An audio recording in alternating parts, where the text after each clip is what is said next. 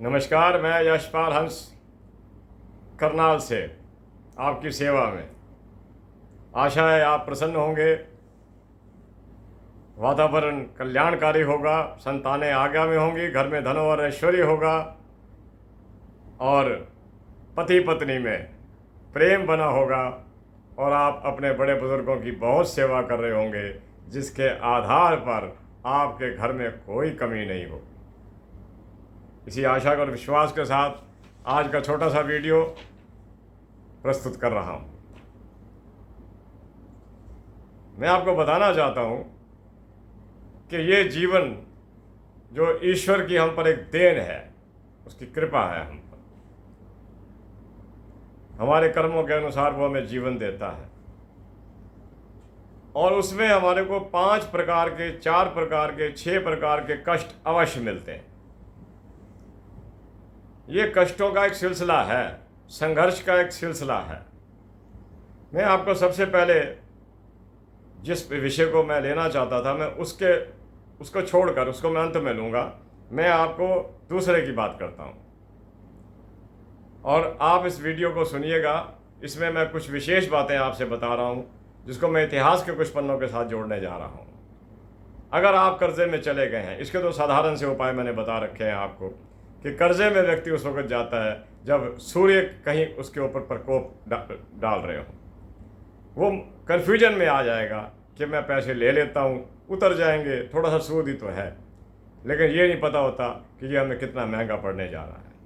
खैर, आप ऐसे कीजिएगा, आप तुलसी को जल दीजिएगा। तुलसी में मरकरी है, बुद्ध का रूप है, आपका कर्जा उतरेगा। और प्रयास करते रहिएगा, बिना प्रयास के, बिना एफर्ट्स के, बिना शरीर का उपयोग किए हुए आप कुछ नहीं कर सकते। अगर आप दान करने भी जा रहे हो तो आपका शरीर ही दान कर रहा है। ये करते रहना, कर्जे उतरेंगे। प्रयास कीजिए, सबसे पहला काम प्रयास है। दूसरा, देवों की शरण में जाना। आप तुलसी की शरण में जाइए। तुलसी मरकरी यानी कि बुद्ध की एक प्रकार से रचना है। आगे चलता हूँ कि अगर आपकी संतानें विद्या को प्राप्त नहीं कर रही, बच्चे पढ़ाई छोड़ रहे हैं, पढ़ने को मन नहीं कर रहा, बहुत सारे बच्चे ऐसे हैं जिन्हें याद ही कुछ नहीं होता। बेचारे अपनी तरफ से पूरा पढ़ रहे होते हैं, रात भर पढ़ाई करी है, सुबह याद नहीं। ये स्थिति तब आती है जब कुंडली के अंदर बुध बड़ा कमज़ोर हो। फिर मैं उसका उपचार आपको बताता हूँ। अनाथालय में चले जाना। अनाथालय शब्द मुझे अच्छा नहीं लगता, मैं उसे अनाथालय नहीं मानता, क्योंकि जब नाथ जिंदा है, कोई अनाथ नहीं है। आप वहाँ जाकर एक काम करना, हरी सब्जियाँ दान कराना। आजकल घिया है, तोरियाँ हैं, टिंडे आदि हैं, ये चीज़ें हैं, लेकर वहाँ दे आना। वो बना बनाया कुछ नहीं लेते। वो कहते हैं इससे हमारे बच्चों का पेट खराब हो सकता है, वो खुद बनाते हैं। आप उनको सब्जियां दीजिएगा, बनी हुई नहीं, वैसे ही ज़रूर दे आइएगा। आपके बच्चों की विद्या पर इसका बहुत अच्छा असर पड़ेगा। और इससे आगे चलता हूँ, मैं आपको बताता हूँ कि अगर आपके घर में पढ़े लिखे लोग अनएम्प्लॉयड हैं, आपका बेटा है, बेटी है, पढ़ लिख गए बड़ी आशा के साथ कि हमारे को बहुत अच्छा जॉब मिल जाएगा, हम अपने पेरेंट्स के लिए हेल्पफुल हैंड बन जाएंगे, नहीं बन पा रहे, तो उसके लिए मैंने बिल्कुल स्पष्ट लिखा हुआ है कि आप एक काम करना। जैसा कि मैंने आपको बताया, ऋण को उतारने के लिए, मैं भूल गया बताना, ऋण को उतारने के लिए 40 दिन लगातार शिवलिंग पर पानी, उसमें थोड़ा सा दूध, गिलास पानी का ले लीजिएगा, शुद्ध जल होना चाहिए, ले लीजिएगा। उसमें 25%, 20% दूध डालकर शिवलिंग को अर्पित कीजिएगा, कर्जे उतर जाएंगे, क्योंकि शिव जी किसी को ऋण में रहने नहीं देते। मेरे प्यारे बंधुओं, मैंने आपको संतानों की विद्या का बताया, ऋण का बताया। पढ़े लिखे बच्चों को अगर जॉब नहीं मिल रहा तो आपको मैंने ये बताया कि तुलसी पर जल चढ़ाइएगा। यानी कि एक्सट्रीम देखो, बच्चे पढ़ लिख भी गए, कईयों के पास तो बड़ी हाई क्वालिफिकेशंस हैं, बट दे आर, जैसे कहते हैं ना, एम्प्टी, खाली बैठे हुए हैं। जॉब अप्लाई किया, जवाब नहीं है महीनों, और स्थिति कोई अच्छी नहीं है। अपनी स्थिति अच्छी खुद कीजिएगा। तुलसी को पानी दीजिएगा, पानी के साथ 2 चम्मच दूध उसमें डाल दिया करो। ये एक शगुन है कि बुध को बुद्ध के प्लांट तुलसी को जल दीजिए, थोड़ा सा दूध डाल दीजिए। और मैं एक बात आपसे और करना चाहता था, बड़ी इंपॉर्टेंट, अगर ये बात बहुत इंपॉर्टेंट रूप में मैं करने के लिए जा रहा हूं, अगर आपका अपना मकान नहीं बन रहा,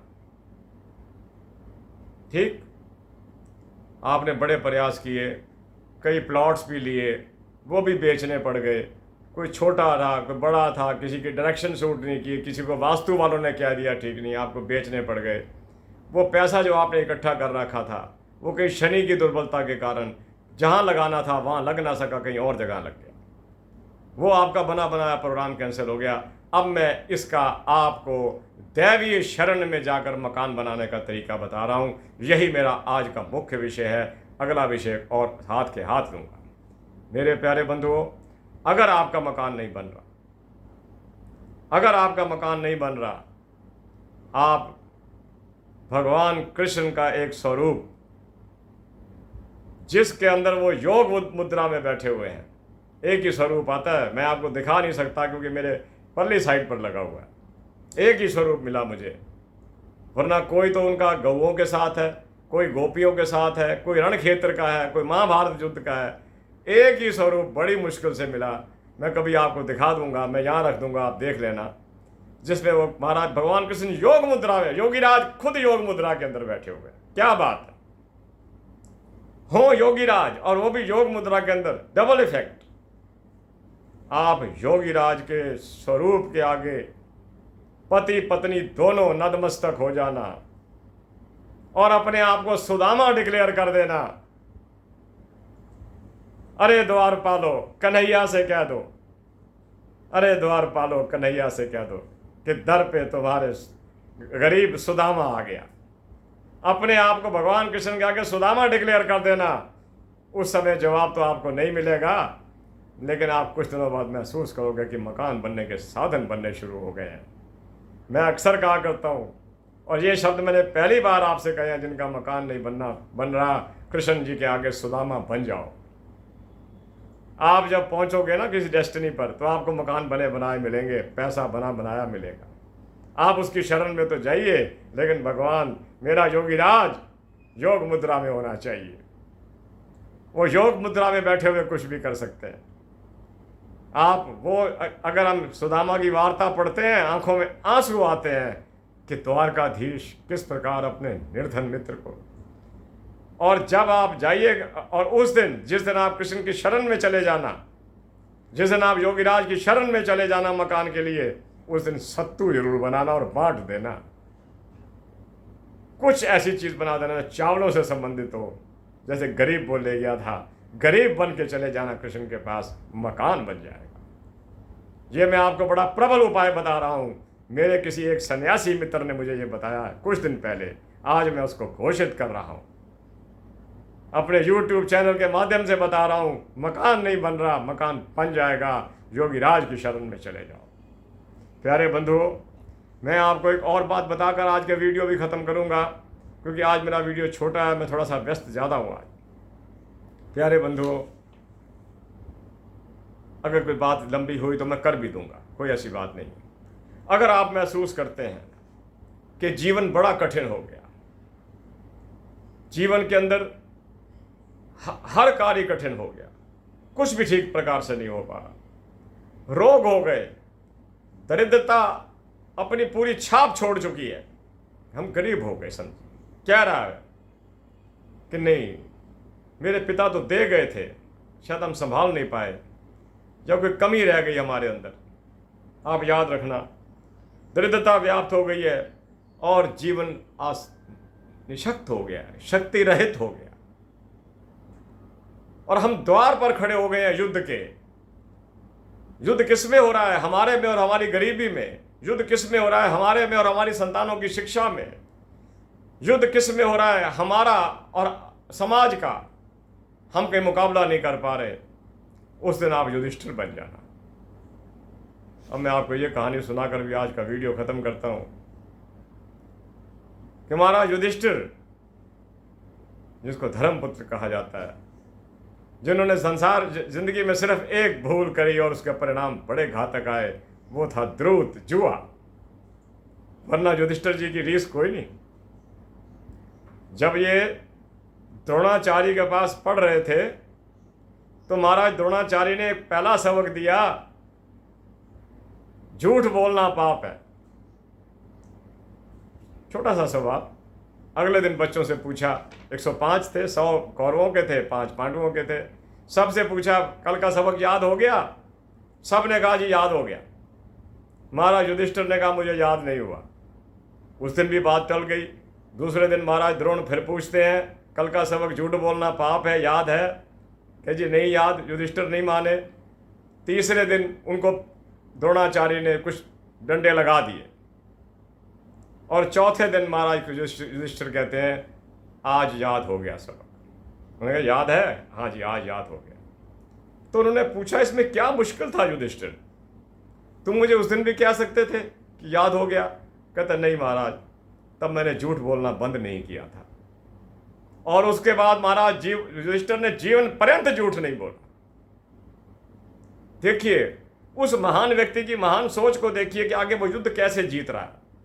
जब उसने देखा कि मैं हर ओर से हताश हो गया हूं, मेरी पत्नी का भी चीरहरण हो गया, मैं जुए में भाइयों को भी हार गया, उसके बाद अगर कृष्ण मेरे साथ न होते तो आज हमारी दुर्गति हो जाती। हम इंद्रप्रस्थ भी छोड़ चुके हैं और समाज के अंदर भी हमारा कोई स्थान नहीं। जो मेरे पिता का पद था पांडु का, वो मेरा ताया धृतराष्ट्र लेकर बैठ गया है। और बड़े बड़े धुरंधर जो हैं, बड़े बड़े योद्धा जो हैं भीष्म पितामह जैसे, वो भी उसका समर्थन कर रहे हैं। मेरा गुरु द्रोण भी उनके साथ बैठा हुआ है, कृपाचार्य भी उनके साथ बैठा हुआ है, कर्ण जैसे योद्धा भी उनके साथ आ गए हैं और शकुनी जैसे लोग चालें चल रहे हैं। तो उस दिन उन्होंने क्या किया, जब रणक्षेत्र में पहुंचे, कुरुक्षेत्र में से 45 किलोमीटर दूर वो स्थान है जहाँ युद्ध हुआ होगा, वहाँ पर जाकर उन्होंने क्या किया, जब सेनाएं आमने सामने हो गई तो उन्होंने अपने सारथी से कहा मुझे कौरव सेना के पास ले चलो। अब सुनने वाली बात है, जब कौरव सेना की ओर जाते हुए अर्जुन ने अपने बड़े भाई युधिष्ठिर को देखा तो उन्होंने कृष्ण से कहा ये भाई साहब क्या कर रहे हैं? युधिष्ठिर जी कि हथियार डालने तो नहीं जा रहे, कहीं उनके आगे सरेंडर करने तो नहीं जा रहे? तो महाराज कृष्ण ने कहा कि नहीं, वो जो कर रहे हैं ठीक कर रहे हैं, उनको आता है। मैं आपको बता रहा हूं कि अगर आप जीवन की समस्याओं से घिर चुके हो तो मेरी एक बात को याद रखना। उन्होंने क्या किया, आधे रास्ते में पहुंचकर जब देखा सेनाएं दूर खड़ी हैं कौरवों की और सबसे आगे गंगापुत्र और मेरे गुरु द्रोण और मेरे कुल गुरु कृपाचार्य, साथ कर्ण खड़ा है, इधर दुर्योधन खड़ा है, वो बीच में रुक गए और रथ से नीचे उतर गए। महाराज धर्मराज युधिष्ठिर रथ से नीचे उतर गए और पैदल चलकर गंगापुत्र की ओर जा रहे हैं। आप भी ये करना, आपकी समस्याओं का समाधान होगा। सुनिए कैसे होगा। जब हम और उन्होंने जाकर सबसे पहले प्रणाम किया, चरण छुए गंगापुत्र भीष्म के पितामह, आप हमारे कुल में सबसे बड़े हैं, मैं आपसे युद्ध की आज्ञा लेने के लिए आया हूं।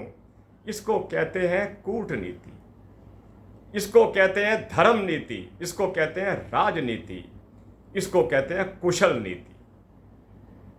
उन्होंने भीष्म अपने पितामह से पूछते हैं कि अगर आपकी आज्ञा हो तो मैं रण क्षेत्र में जाऊं, अगर आप मना कर दें मैं युद्ध अभी छोड़ने को तैयार हूं। गंगापुत्र तो पहले ही भरे हुए थे, वो तो दुर्योधन के पापों को जानते थे। उन्होंने उसके सिर पर हाथ रख के कहा कि युधिष्ठिर, हे कौन्तेय, हे कुंती के पुत्र, हे पांडु के पुत्र, तुम युद्ध भी लड़ोगे और मैं आशीर्वाद दे रहा हूं तुम विजयी भी होगे। विजयी भव का आशीर्वाद दे दिया।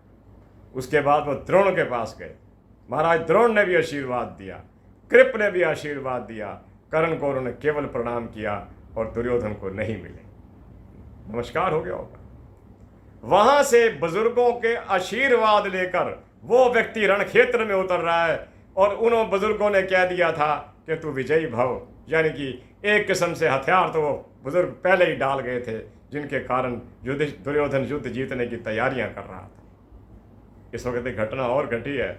आप भी जब अपने जीवन के अंदर किसी चीज़ से परेशान हो जाना, किसी चीज़ से दुखी हो जाना, कुछ कमी को महसूस करना, तो आप भी अपने बुजुर्गों के आशीर्वाद ले लेना।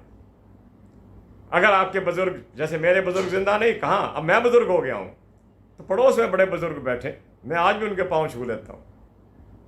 और मैं जानता हूँ पाँव छूने के बाद जिसका आशीर्वाद हमें मिल जाता है वो एक सार्थक आशीर्वाद होता है, उसके बाद हमारी पराजय हो ही नहीं सकती।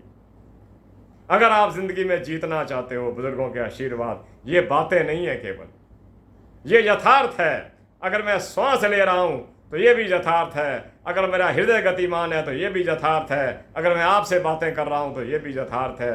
अगर जीवन की हर बाजी आप हार रहे हो, अपने बुजुर्गों के आशीर्वाद ले लेना, रण क्षेत्र में आपका विजय होगा।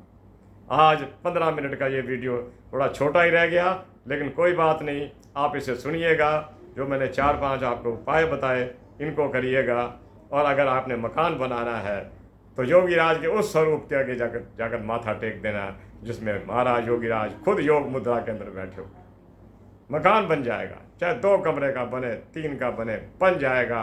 योगीराज खुद बनवा देंगे और उस दिन चावल सत्तू आदि थोड़े से बनाकर प्रसाद के रूप में बांट देना। मेरे प्यारे बंधुओं, आज मैं आपसे थोड़ी जल्दी आज्ञा चाहूँगा। मैंने आपसे जो बातें बताई हैं, बुजुर्गों के आशीर्वाद की, योगीराज के आशीर्वाद की, भगवान शंकर के आशीर्वाद की, ऋण उतरने के लिए और अनाथालय के अंदर हरी सब्जियां देने की करते रहना, ये बहुत अच्छे उपाय हैं, सार्थक उपाय हैं और आपको सफलता देंगे। इसी के साथ करनाल से मैं यशपाल हंस आपसे आज्ञा चाहता हूँ और आपकी शुभकामनाओं के लिए आपका धन्यवाद करता हूँ। आपका समर्थन, आपके YouTube पर मेरे साथ आप सब्सक्रिप्शन, व्यूइंग, उसके लिए मैं आपका बहुत धन्यवादी हूँ। ईश्वर आप पर कृपा करे, आप सदा सुखी रहें।